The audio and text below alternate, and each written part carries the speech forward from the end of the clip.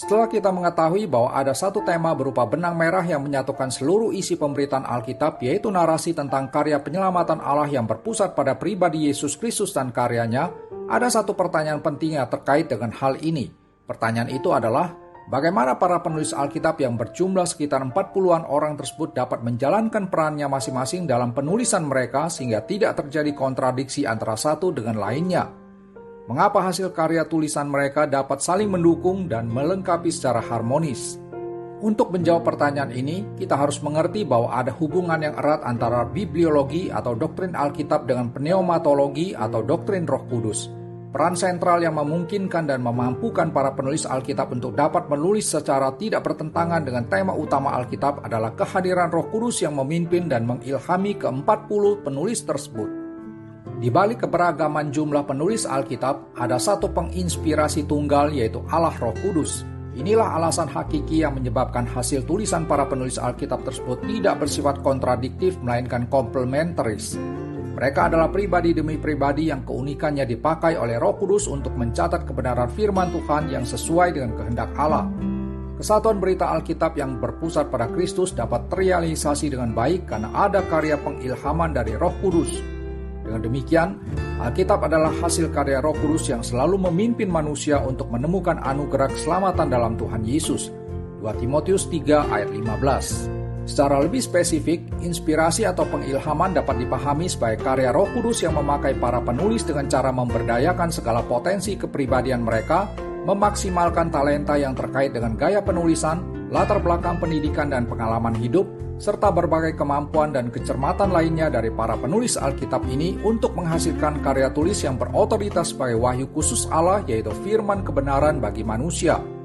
Firman Tuhan yang diinspirasikan ini adalah dasar bagi segala hal yang harus diyakini dan pedoman yang mengatur seluruh perilaku dalam kehidupan orang percaya. Ada dua unsur penting dalam karya pengilhaman Roh Kudus. Yang pertama adalah unsur yang bersifat verbal. Istilah verbal dalam konsep inspirasi ini bertujuan untuk menyatakan bahwa pengaruh Roh Kudus terhadap para penulis Alkitab tidak hanya sekedar terbatas pada pengarahan pikiran atau ide-ide mereka saja, tetapi melampaui kondisi demikian, yaitu sampai mencakup pemilihan kata-kata yang akan dituliskan, sehingga kata-kata tertulis tersebut pada hakikatnya adalah kata-kata yang secara akurat dan benar dapat mengungkapkan maksud dan kehendak Allah sendiri. Berkaitan dengan ini, harus tegas dibedakan antara konsep inspirasi verbal dengan pendiktean. Keduanya benar-benar tidak sama. Konsep inspirasi pendiktean membuat para penulis menjadi instrumen pasif dalam proses penulisan mereka. Allah seperti mendiktekan secara mekanistis semua kata-kata dalam Alkitab sehingga kepribadian, gaya penulisan, perspektif historis, sosial budaya, dan teologis para penulis sama sekali tidak mempunyai kontribusi apa-apa.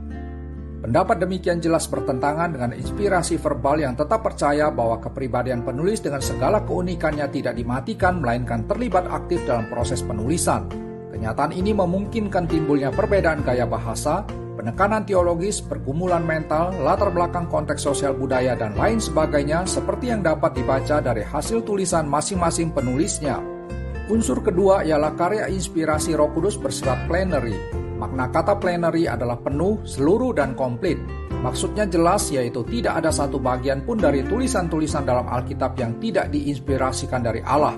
Jadi semua tulisan dalam Alkitab mulai dari kitab Kejadian sampai kitab Wahyu adalah bersumber dari karya Allah Roh Kudus yang menginspirasikannya.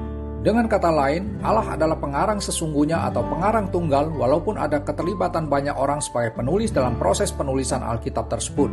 Unsur plenary menunjukkan bahwa tidak ada perbedaan derajat di mana satu bagian tulisan tertentu lebih diinspirasikan sedangkan bagian lainnya kurang diilhamkan.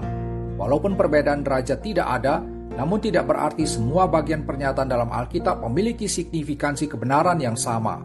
Misalnya, perkataan ular kepada Hawa tentang memakan buah pohon pengetahuan yang baik dan jahat bahwa sekali-kali kamu tidak akan mati, tetapi Allah mengetahui bahwa pada waktu kamu memakannya, matamu akan terbuka dan kamu akan menjadi seperti Allah, tahu tentang yang baik dan yang jahat. Kejadian 3 ayat 4 dan 5. Isi perkataan iblis ini jelas tidak berasal dari Roh Kudus, melainkan dari cetusan hati iblis sendiri. Dan tentu saja kalimat ini tidak mengandung kebenaran sama sekali, melainkan penyesatan. Karya inspirasi Roh Kudus jelas tidak mengaburkan dan mencampur adukkan kebenaran dengan kebohongan atau kesesatan. Namun realitas bahwa ketidakbenaran perkataan iblis ini bisa tercatat di dalam Alkitab, Itu hanya terjadi karena pekerjaan Roh Kudus yang menuntun Musa untuk menuliskannya sehingga umat manusia dapat mengetahui usaha licik iblis yang telah menipu Adam dan Hawa untuk berbuat dosa terhadap Allah.